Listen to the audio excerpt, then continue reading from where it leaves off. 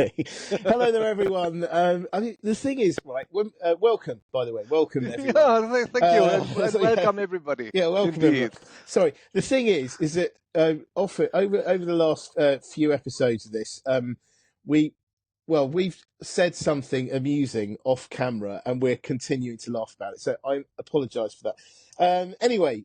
Hopefully, well, it's also the case that I'm always happy and I'm typically laughing. So whenever you look at me, then you see me laughing. Of course. But when I'm with you, Peter, then I laugh particularly hard because we have funny things to say. Well, and you're also laughing at me. I wasn't going to say it. I was waiting for you to. That wasn't for me to suggest. No, absolutely. Okay. So anyway, today, what we're going to do, I mean, it's another week full of surprising news and not surprising news. In this podcast, we are going to talk about Trump versus law, and we're also going to talk about an IPO slowdown. So, with regards to Trump versus law, I found it quite incredible about how Donald Trump appears to be. He has his list of grievances from his previous administration, and the fact that he felt persecuted. I think he was persecuted. But anyway, he felt very persecuted by the various investigations into his various activities, and he seems to be getting revenge. He's got a revenge list, and he is now working on the law firms in America that were involved in these investigations and representing people in these investigations. Now, I thought it was amazing how Paul Weiss, that is the name of a big American law firm, and the chairman of this firm had to go to Trump and essentially save his firm, because what Trump is doing with these law firms is he is essentially cutting them off from government contracts, which you'd imagine is pretty painful for the companies involved. And not only is it painful for them because they will lose that revenue, but they will also probably lose clients as well who don't want to be associated with it. And because they lose clients, they lose even more money. And, the whole domino effect happens and they all fail.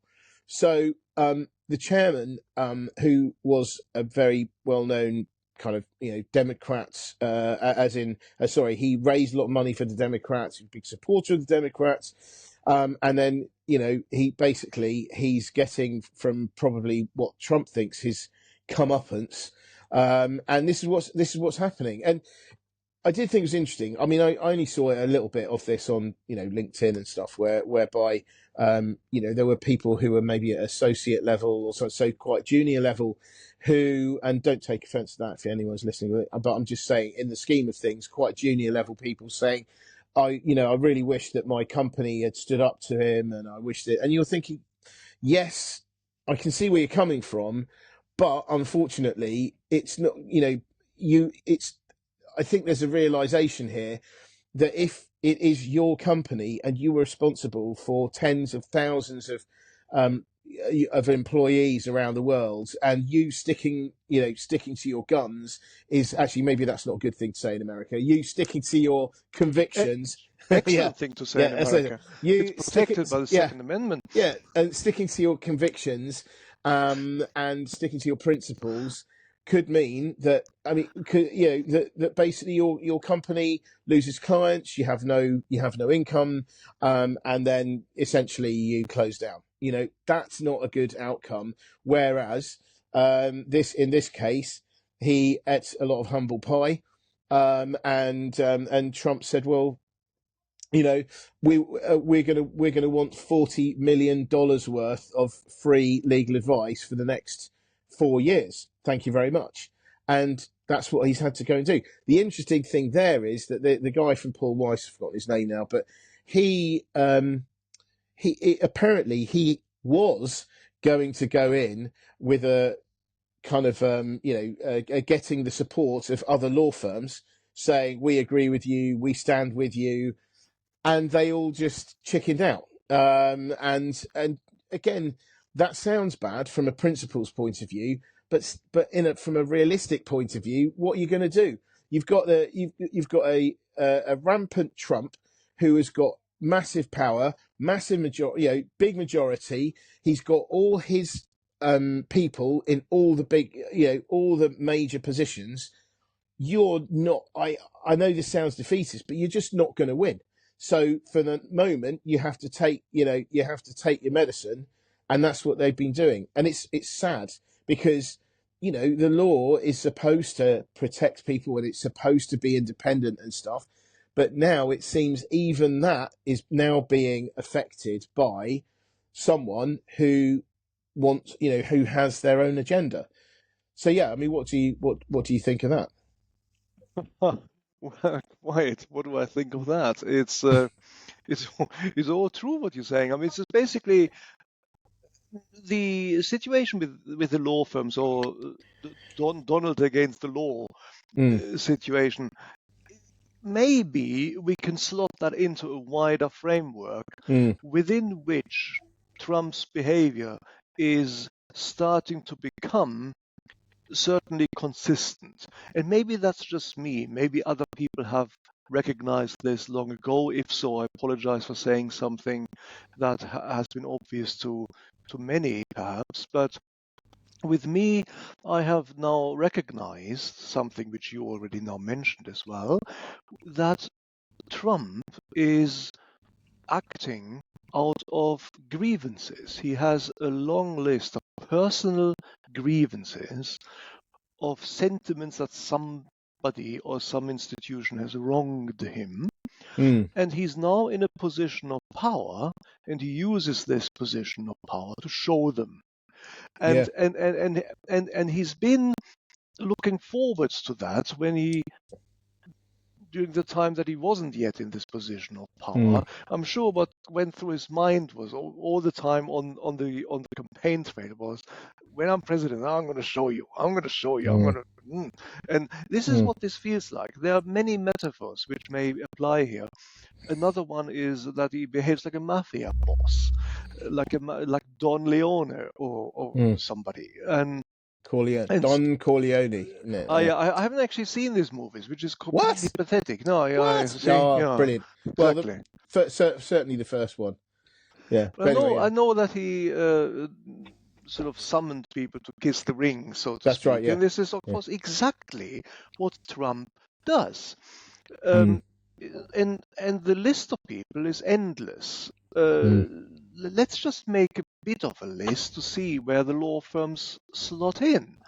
And at the top of my mind, not necessarily the list, but at the top of my mind is Zelensky, of course. I mean, Zelensky, the same thing happened to Zelensky. He came to the White House. He had to pay homage to the Don. Actually, this is very funny because his name is Donald. Do you see what I did there? Yeah, I do like that. I did not see that before, but I like it. Good pun. Yeah. Despite the fact that I'm German. I know. Everybody to notice this. Yeah. Although you are now a citizen of Britain. You're a British citizen, right? Yeah, this is true. I'm a British citizen. I'm sitting in my London house and dispensing witticisms and merriment. Yes. Anyway, so Don Trump was sitting there. And waiting for Zelensky to arrive in the White House to pay homage to him, and then Zelensky didn't. I mean, it's not that he was disrespectful; he was just normal. He did not act in a subservient way to him, and that was enough for Donald Trump to unwind and become very emotional and very adversarial towards Zelensky. Now, next up, maybe are other institutions loosely defined which he has a grievance with. We all remember his slogan, "Drain the swamp." Now that relates to his idea that there is a deep state somewhere which is part of the establishment out to take advantage of people like Donald Trump and businesses like his. And the result is Doge, because Doge is basically wielding the axe, the chainsaw, in fact, and indiscriminately sacking people left, right, and center. I wouldn't necessarily find fault with the percentages which are being bandied about here. Sometimes 50% of people are being sacked. Well, if 50% of people are inefficient, they should get sacked. But it is the way in which this is being implemented which I have an issue with, which is not part of a well thought out, well implemented, rules-based efficiency program with targets by year and by line.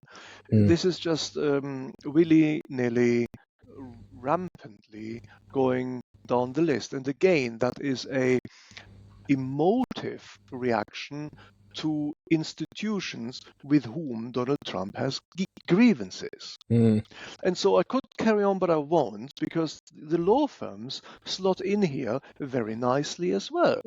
Because it is those law firms that have, in Donald Trump's mind, wronged him in the past that he has in the crosshairs here.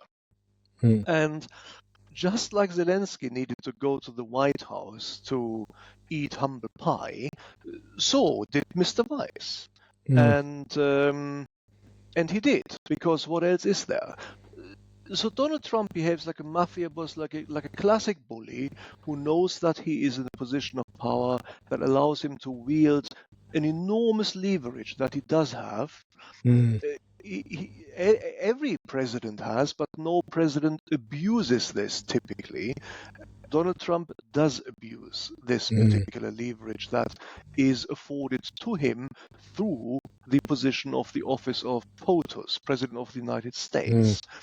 And here is something which is then more deeply concerning, of course. We've talked about the blurring of the line between the judiciary and the executive function in America before.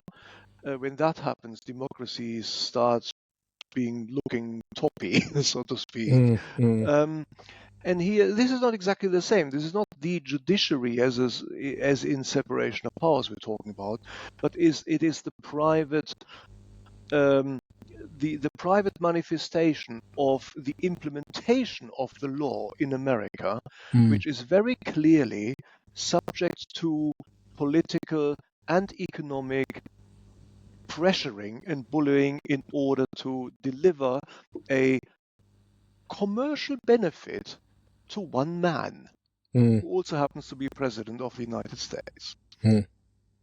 That is actually, this is not quite right. Not to him personally, but to the treasury, to the government, because they're getting free advice out of it.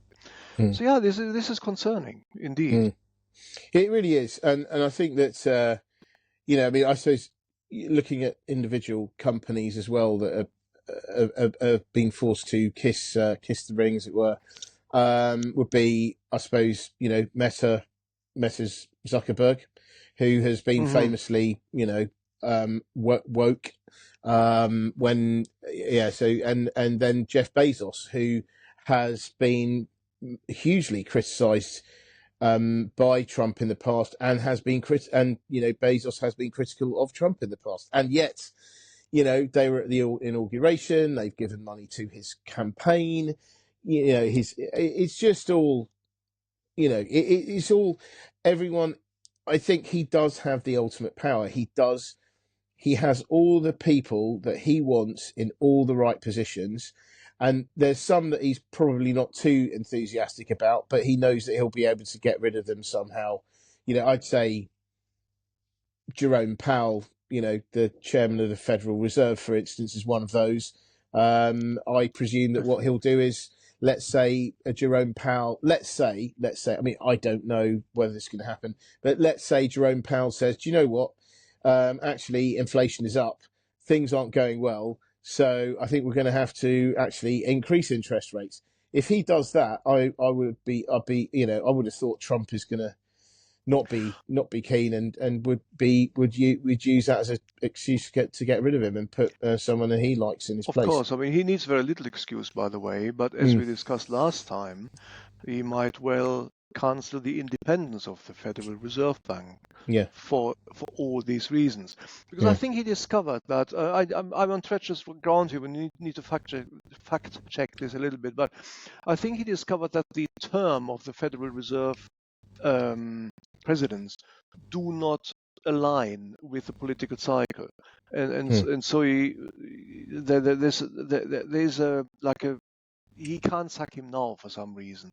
But anyway, I'm not sure about this, so I won't talk about it. Yeah, fair enough. So, but you're quite right. I think this is going to be a continuing theme, and this time he is clearly more prepared. He has had time in the interregnum, so to speak, to get all his ducks in a row, aided by those who wrote and authored, masterminded the Project 25, this famed Project 25, and some advisors who are now on the outskirts of the administration. They're not part of the administration anymore. They're in the influence zone of something which is now increasingly called MAGA land. And this is, of course, Steve Bannon, who is the author of a general strategy which has manifested itself recently in the last 2 months very clearly, and this is just to move very fast and put a lot of stuff into the space which is hard to swallow, and then follow up with something else. Tariff here on autos, on milk, on this and that, and sacking of secretary generals, sacking of the law generals in the army, followed by a scheme to sell effectively American citizenship to billionaires, etc. It just keeps coming very quickly, and the Democrats are clearly reeling, and there's nothing. There's not a peep from the Democrats. There clearly are, like a rabbit in the headlights. So that is a strategy. Steve Bannon summarized this most vociferously as "fill the space with," and here is an expletive which I cannot use. Didn't he say flooding the zone?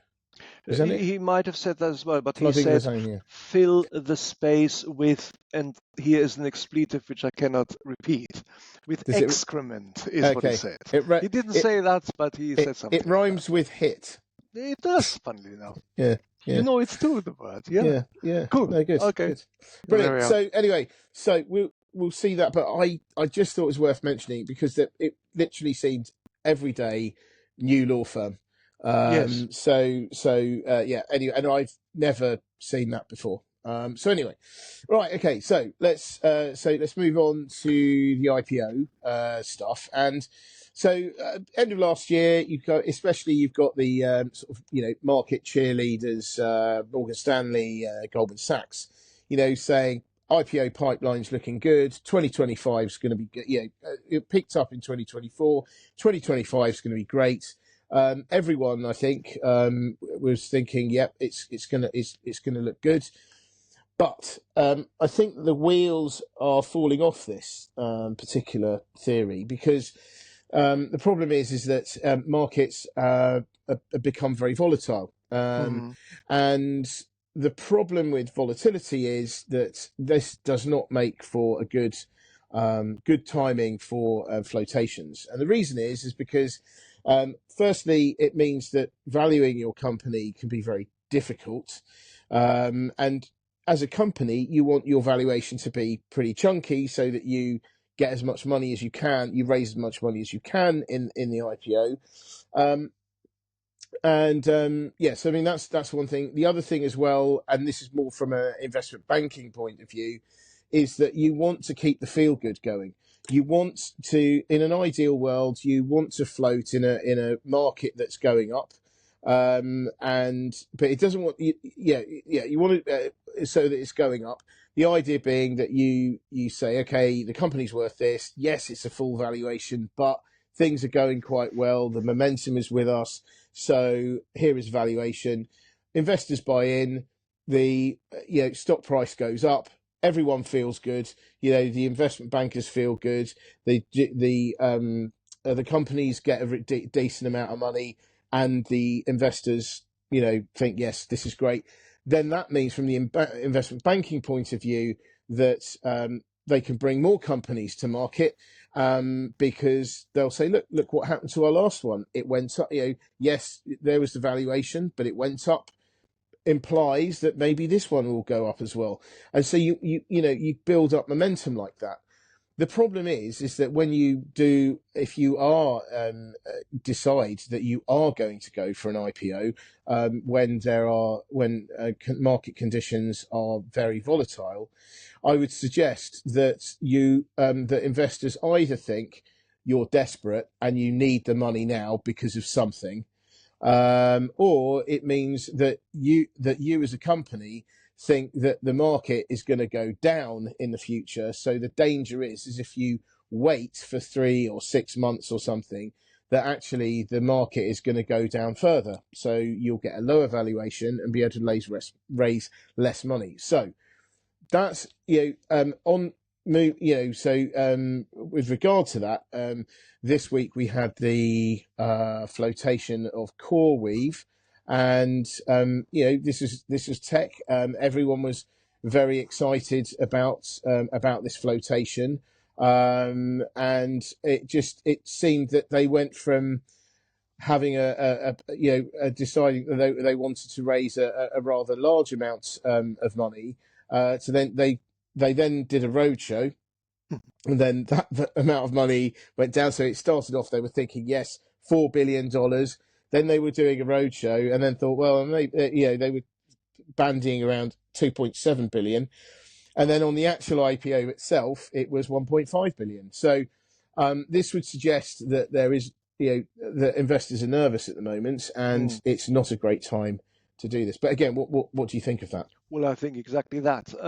It links up with what we discussed last time on the show, when we were discussing whether the United States is going to become uninvestable. Shocker, at least for the short to medium term. And what I was saying then is that if that was about to happen, then it is a consequence of volatility.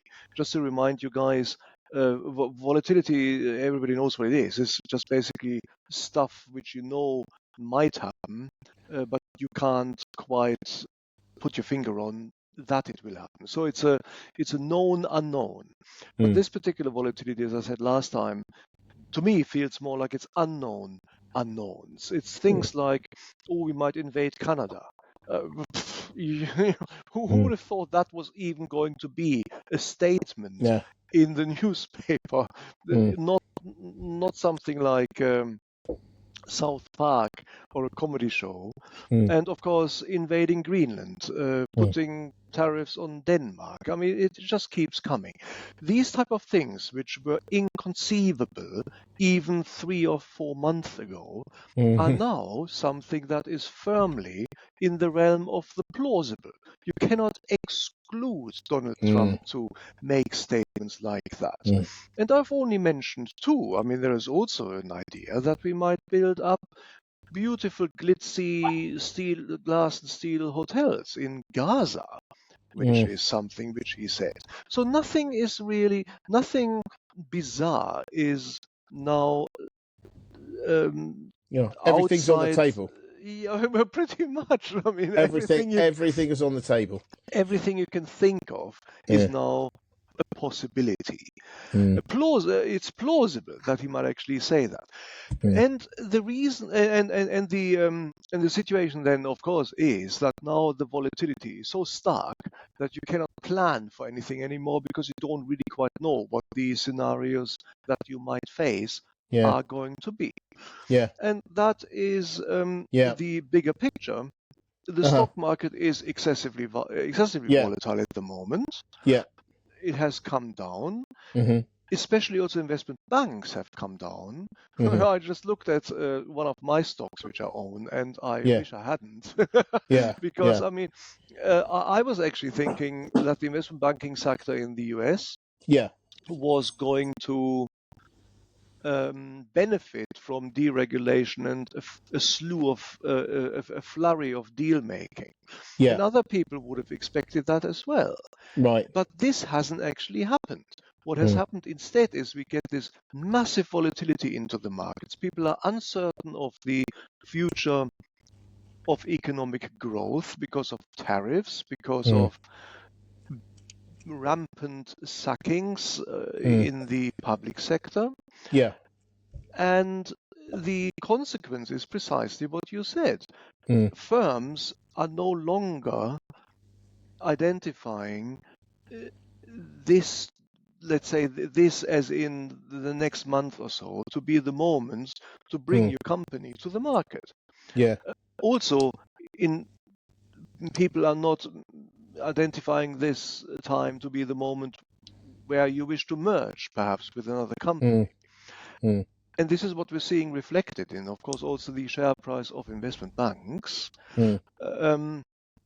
But importantly, we see this in the value of that, or the expected value of that IPO which you referenced. And so in this context also, I would say that some people have then started to think about whether London Stock Exchange, LSE, might be a net beneficiary of this.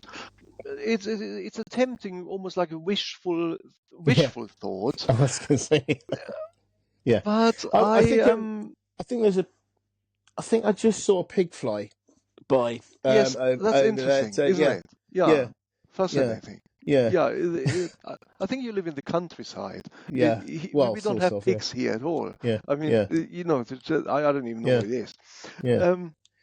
But no, I think so. I just wanted to say the market is volatile everywhere, and stock markets are very highly correlated. Currently, there is a rotation out of the US into Europe. Yes, I accept this, but over the longer term, they will remain aligned and correlated. And so I do wonder whether there is a lasting, a sustainable rotation out of NYSE to New York Stock Exchange towards the LSE. I would be rather skeptical, because also underlying all this, if indeed the argument can be made that IPOs on the LSE are now less attractive than they used to be, because the UK is no longer a gateway into the single market because of Brexit, then that particular phenomenon, of course, will prevail and exists independently of volatility in the US. So I wonder. Unfortunately, I'm rather of the opinion that this would be a wishful thought. Yeah, I mean, I would agree with that. And I bet. I mean, we're going to have to wrap up in a minute, but I just would like to add the extra point that maybe versus, say, 5 years ago, where it's like, do we float, do we not float, is it going to be New York or London? Now you've got the other possibility, the other very real possibility, private equity. Obviously private equity did incredibly well. They built up loads of money, and maybe now, they can come back again for another bite at the cherry, because interest rates are a bit lower than they were, so they can borrow money for more cheaply than they have been able to do over the last year or two. And the other thing is, they know that probably now IPOs are not going to be that attractive, which means that they won't have to perhaps buy in at a higher valuation. So actually, they'll be okay. They'll be able to. There will be opportunity. So, from the company's point of view, they might be more willing to go down that, because the thing is, if you go down the private equity route, you can still float, but just in a few years' time. But you get the money now, so so that's another thing. But anyway, really going to have to go on that note. So I'm really sorry, because I know you're dying to say something there, but I've got to cut you off. I'm being rained off. Yeah, I'm sorry, but don't worry, we'll be back again next week. So hold that thought, and we'll see you. Don't worry, I'm sure we'll be talking about similar things next week. Waffling next week. Yeah, absolutely. Well, anyway, thank you guys for having me. Thank you as always. Thank you very much, everyone, and thank you very much, Ralph. as always. And I will see you again. We'll be back again next week. Cool. Thank you.